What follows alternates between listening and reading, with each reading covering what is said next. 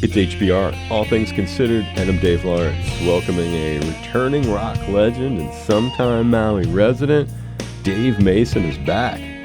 New album just out recently, A Shade of Blues, his 21st album. New song with guitarist and vocalist Joe Bonamassa, Use It or Lose It. We're hearing it now. Life is what you make it, comes down to you and me, yeah. Use it or lose it, that's what the man said. Use it or lose it, keeps running through my head.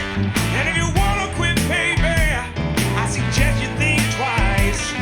You better do it now before they put you on ice, yeah. Plus, there are more special guests we're going to hear about as we say a big aloha to brother Dave Mason. Yeah, thank you. You're welcome. And a new record just out recently, and it's kind of cool stuff. A Shade of Blues. Now, this is Dave's 21st record. A lot of fun stuff connected to this thing. Now, first thing I wanted you to explain to us, because we just had a really cool kind of cross-generational thing along these lines where we had Bobby Rush and Kenny Wayne Shepherd. They're talking about this new thing they did together, and that spans the years, I don't have to tell you. Now, you have this thing on A Shade of Blues and a few other cuts with them, but a new one, Use It or Lose It, guitarist and vocalist Joe Bonamassa. Actually, that track, I cut that track maybe 16, 17 years ago. Mm-hmm. Obviously heard Joe on some stuff and just wanted to see if he'd be interested in doing something together.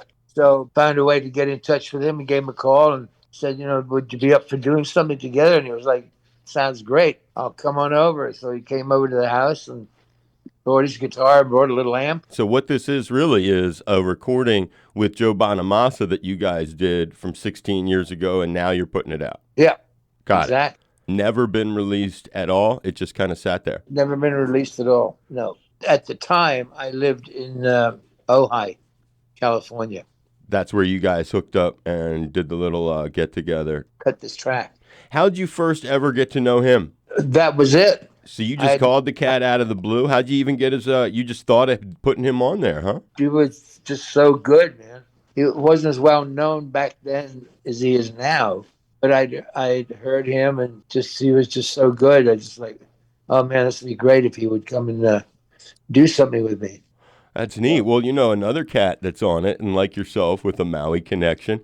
I don't know how much he's still over there. I think he had a place out on the West Maui side. Michael McDonald. What's up with that track? Michael was more recent because that's a new song. It's just you and me. And that was basically it. John McPhee and I are very good friends, the Doobie Brothers.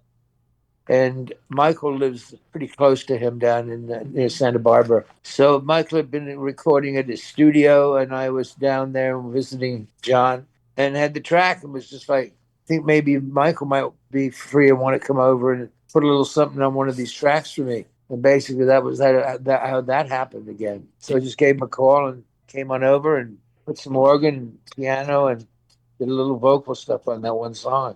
Now, the Joe Bonamassa, it says here, playing on a couple of reworkings of Traffic classics, Low Spark, A High Heel Boys, and Dear Mr. Fantasy. Was that recorded back at the same time, too? Fantasy, I'd done that track a while back, and I added Joe into that.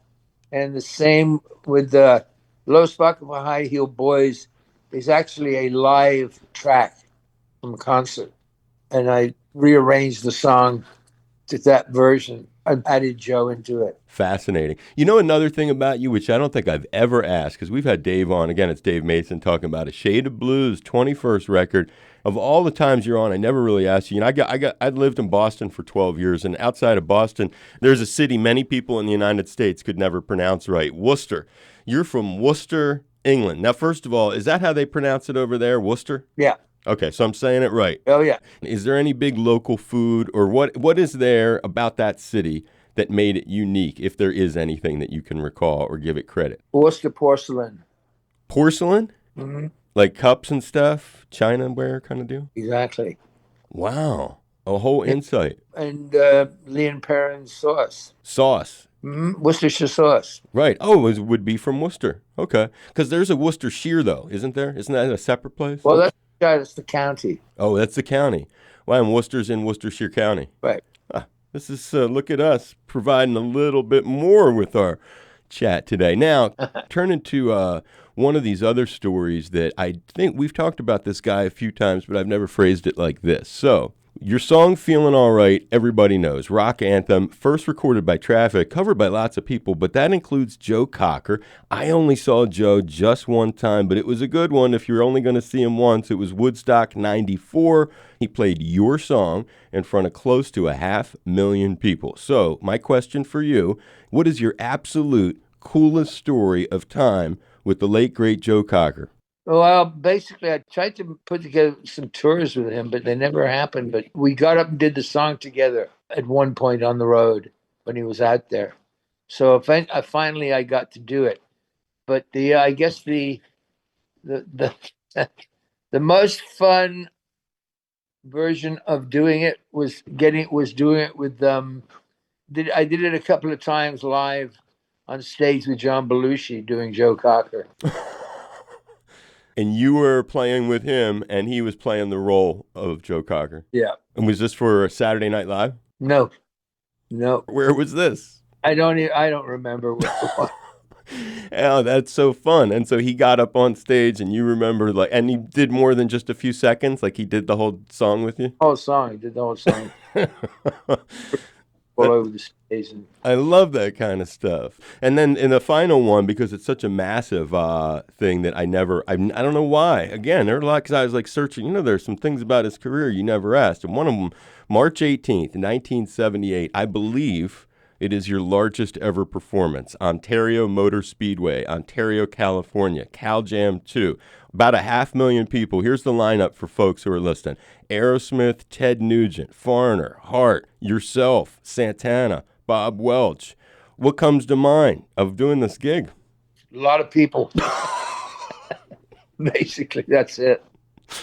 They just helicoptered in and just did our show. I think I got up and did a couple of songs with Santana on there. Sitting in with Carlos. And you remember the helicopter ride over? Was that a typical thing? No. So it had to be some kind of sight, seeing that kind of crowd. There wasn't really any other way of getting in and out of there. That's a lot of people to stick in one place. Cal Jam 2 it was. Yeah, California Jam 2, Ontario Motor Speedway. It followed the other Cal Jam, which had been in April 1974. Which I actually like that lineup a little better myself. That was Emerson, Lake and Palmer, Deep Purple, Black Sabbath, Black Oak, Arkansas, Seals and Crofts, Earth, Wind and Fire, Eagles. June of 81, you did Andrews Amphitheater, UH Manoa opening for America. Steve, the mystery emailer, says he thinks it was your Hawaii debut. Do you think that's accurate? When? June 5th and 6th, 1981. Andrews Amphitheater, University of Hawaii Manoa, opening for the band America. Well, it may have been. I really don't remember. I kind of feel that my first shows might have been at the tennis club on Maui. Okay. There was a great venue here on Maui. Right. Out about 6,000 or 7,000 people. Yeah, I know, but I've seen some things, and that could have been very well could have been in that run or something. But and then your final question, and then we'll let you go. And it's a very, very important question, maybe more important than all this other stuff, actually.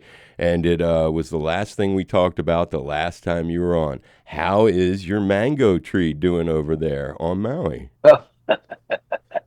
Well, I guess it's good. I guess we'll be here when it bears fruit this time. When is that? When does it bear fruit? I guess June or so. Well, I'm hoping that they're sweet and tasty. Everybody tells me they're the best. Well, that's a very cool thing. It's Dave Mason back with us, Shade of Blues, 21st record, and some fun stuff with Joe Bonamassa on it and Michael McDonald, and people can get that. That'll keep them feisty in the in-between. Sending you our very best, though, Dave, and I really do hope that you had fun being back on with us. Yes, sir. Oh, yeah, no, thank you. Thank you for taking the time to do it. Do you buy records? When was the last time you bought a record? Do I buy records? No, I actually, I pretty much stick to making them. I high five you, brother. Stay safe, brother Dave. Thank you again. You're welcome again. Aloha, man. Bye.